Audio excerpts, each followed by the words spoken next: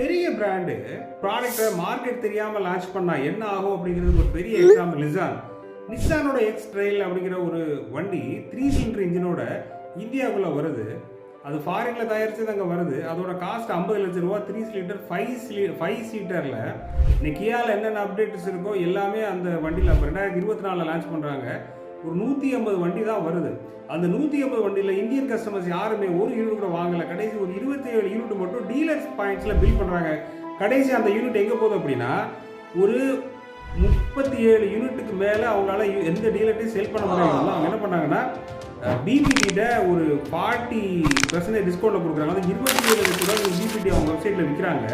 ஒரு நிசான் மாதிரியான ஒரு கம்பெனி 50 லட்ச ரூபாய்க்கு ப்ராடக்ட்டை மார்க்கெட்டில் கொண்டு வந்து ஃபெயிலியர் ஆகி திரும்ப ஒரு ரீசேலரில் கொண்டு போய் விற்கிற அளவுக்கு வந்திருக்காங்க அப்படின்னா அவங்களோட மார்க்கெட்டிங் எத்திக்ஸையும் அவங்களோட மார்க்கெட்டோட ஐடியாவும் பாருங்கள்.